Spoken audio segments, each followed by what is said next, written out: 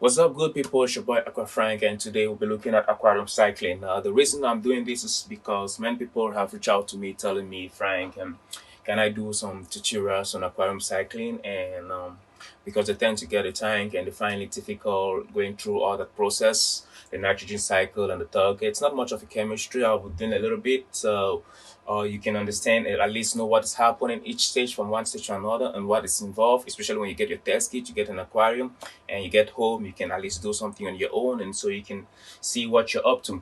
Okay, aquarium cycling. Here we are. This is because normally it's almost they have the same. Almost have the same. It's more of the same thing for the marine and for the freshwater. But I will be speaking purposely for marine tanks. Aquarium cycling is the process of creating a biological safe environment for fish in a new tank. So we are creating what? A biological safe environment for fish in a new tank. So we're kind of mimic the ecosystem what we have in the ocean. So now, not to make this too complicated, in cycling a tank, we have three main components. Let me use the name components. Chemistry wise, we have NH3, which is what? Ammonia. We have NO3. Let me go with NO2 first, which is nitrite. And we have NO3, which is nitrate. These are the three stages involved. And after we must have taken note of these three stages, another thing I would like us to take into consideration is the filtration system. In an aquarium, we have three main filtration system, which I will break them down. We have the,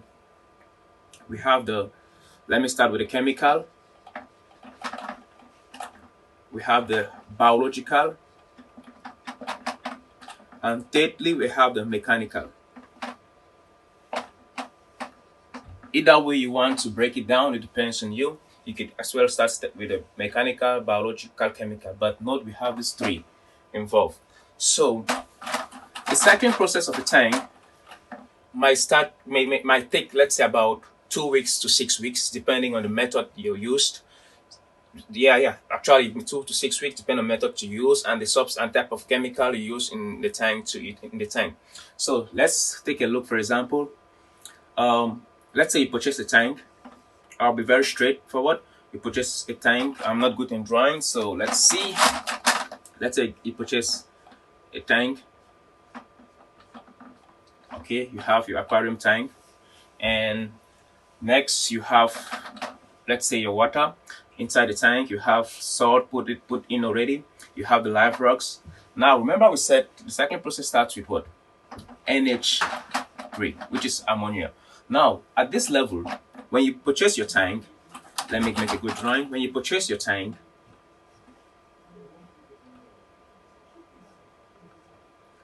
let's consider this the sum, and then we have your water level here. When you purchase a tank and you set it up and you put everything involved, because now, remember I told you about the filtration system, which we have the chemical, mechanical, and biological. Chemical here are what? Things like like stability, and so on, that you put in the tank to either increase the bacteria or to facilitate the decomposition. And then mechanical are things like the schema, and wave makers and the rest. And then we have biological. Here we talk about live rocks and sand. We have live rock and sand falls under the biological. So when you must obtain a tank, and because now the biological live rock, some people use live rock as some sort of decor in the tank, while some people use it because it's a decoration as well. And live rock and sand, it's a decor, but it also assists. It also help in doing what? It helps in like accommodating this bacteria. Okay, that's what they do. So it's also a form of filtration. And then we have now the We have the sum here where you place your schema. Here there are so many types of schemas. We have the hang-on schemas. We have some schemas which are placed in the tank, but for the display, it doesn't look beautiful. That is why it's always best to have it hidden, because it's like the back of the house, like the operation, where the operation takes place. Yeah, so we have then we have the wave makers. So literally you can see that chemical, this is the liquid you put into the tank, and mechanical, we have the schemas, and then biological, we have example, we have the biological, we have the live rock and the sand. That is it. Now let's proceed.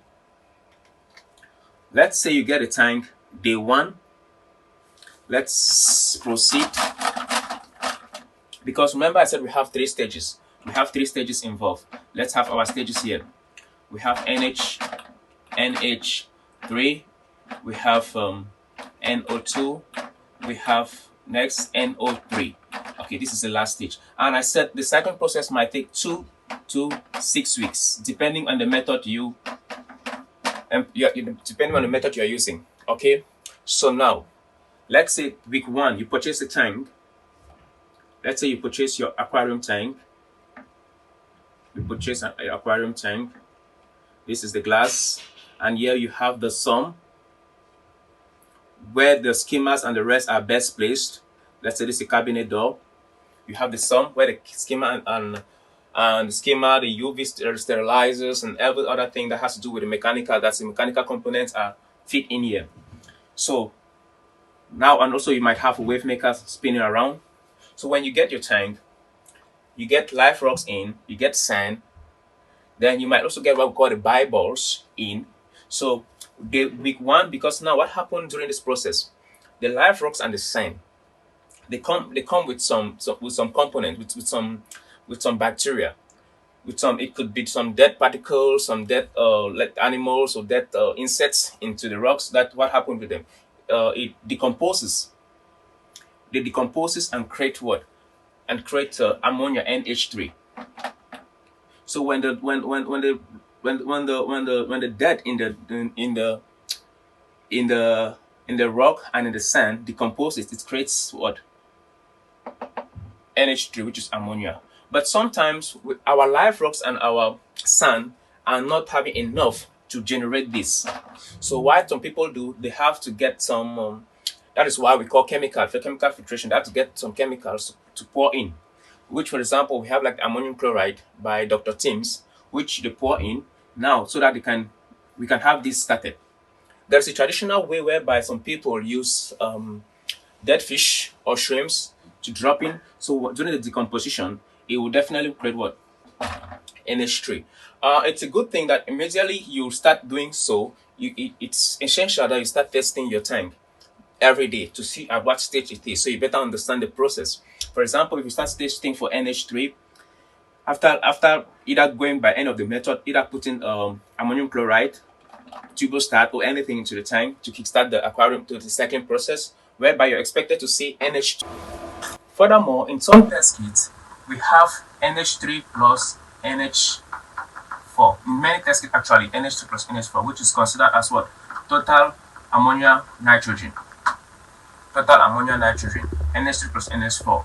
So just like in API and Salifet and other brands of test kits, you'll see it this way: NH3 plus NH4, total ammonia nitrogen, whereby this is ammonium and this is ammonia. So this combination gives us what? TAN, total ammonia nitrogen. Okay, let's proceed. For example, let's consider someone using an API test kit. API test kit. Okay, let's consider someone using an API test kit. We already know that we are starting with ammonia, whereby after we must have put, be it tubostart, stability to break down. Let's say, for example, in a situation where we have no ammonia present in the tank, let's say we decide to put ammonium chloride by Dr. Tim. We decide to put it, and then from day 1, we realize that NH3, NH4, it's 0. As per the API test kit. At this point, after we must have introduced some amount of ammonium chloride, we will start realizing what? A spike. in NH3, NH4, in ammonia, which this spike may take, let's say, a week or a week and some few days. When it's about, as per the API test kit, when we realize that we have already about 4.0 and above, because here we have it in ppm. I believe in the API it's in ppm. And then at this point, that's a week and above. That's a week and some few days. Now we'll realize that NH2, which is nitrite, will start rising as well. So why this? Because I believe in the API test kit, the maximum value here for ammonia, it's 8. It's 8.0. So why this is going right up, this will start increasing as well. NO2 will start increasing.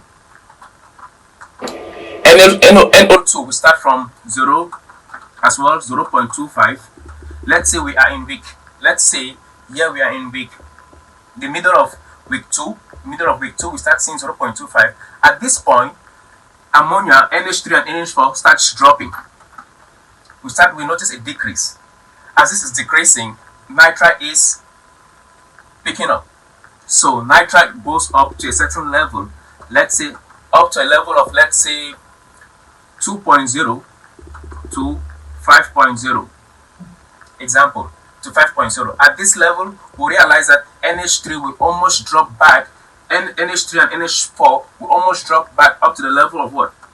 0, 0, or even let's say 0.25, but let's make sure it's 0 at any point. So now, as this is going up from 2.0 to 5.0, we will notice that NO3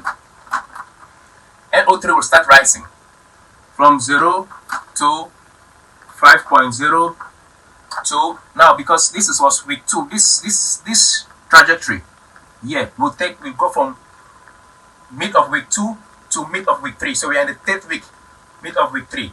So mid of week 3, you realize that what this NO3 will be present in the tank from 0 to 5.0 also. And as NO3 keeps increasing, that's week 3. We're entering now to week 4. That's end of week 3, entering to week 4. Will have 10 ppm here at week 4, and maybe before week 4 goes to an end, we already have about 20 to 40, which is 20 to 40. Therefore, at this point, we expect to see a drop in NO2. As this keep increasing to maybe 50 and above, we expect NO2 to drop to approximately 0. Whereby, at this stage, we are already week 4 going to week 5. Remember I said the cycling process will take about 2 to 6 weeks. So let's say in between week 4 and week 5, we are here. So now at this point, we should expect to have, NH3, NH4 at 0, NO2 at 0, NO3, let's say 50 plus. Okay, at this point, we are already week 4, in between week 4 and week 5. Let's say starting of week 5. At this point, what we can easily do, we do a water change, what we call water change, which is, let's say, estimated around 25%, start with 25% of your water change, whereby that will help to decrease NO3 to, let's say, 0 to 10, for example, to 0 to 10. We reduce it in between 0 to 10. So at this point, we can have our NO3 at a safe level, let's say around 5.0 or 10. So if you have for fish only tanks, if we keep it at 0, it's okay. But if you're having a reef tank, I would advise you to keep it in between 5 to 10. That is, this example is, I used the API test kit for this example. But if you are using a side effect, which might be going with this, it might have different quantities in terms of the figures. So that's just it when it comes to cycling your tank. And if you find anything which is not clear or anything which you want me to explain further, just drop it down in the comment section. I believe, and at least from week 2, some people can as well do it in 2 weeks time or less, but it's a little bit tricky. I don't actually advise people to go for 1 week, 2 weeks. Actually, I want you to go through the process day after day, so you better understand how the decomposition is taking place, how the transformation from NH3 to NH3, NH4 to NO2 to NO3, till at the point where you have a safe NO3 available in the tank. At no point in time should you have this and this as a reefer. You always have this at low level, and not to get you to, don't get it twisted. Some people may think these are the only parameters that are needed. No, we have other parameters like calcium, magnesium, and alkalinity, and so on. But those are more for reefers, like people that also have corals and mix corals and fish in the tank. But for fish on the tank, I believe that these are the basics which you should focus on as far as cycling a tank is concerned, as far as nitrogen cycle is concerned. So far, thank you very much. Before I end round up, let me just make it small, because also we have salinity. Salinity here is very important. The salinity in this in salt water is very, very important, because salinity is one of the key that keeps the water marine, salt water as well. So we need to take salinity into consideration. And the salinity level, for example, for fish on the tank, we can have something like 1.0 specific gravity, let's say 1.025 for corals slash reef tanks, okay, slash reef tanks. And then fish only tanks, you can have it at around 1.018, 17, and even 20. Fish can go with this 1.018, 17, 20. But for corals, 1.025 should be where your salt level should be, ranging from at least, let's say we can say 1.024. Yeah, that will do, but keep it at around 0.25. If you can keep it stable, it will be very good. Thank you very much, and remember to drop your comments in the comment section. So let's see what we can talk on. Thank you very much. Remember to subscribe as well, and like and share and comment. Thanks.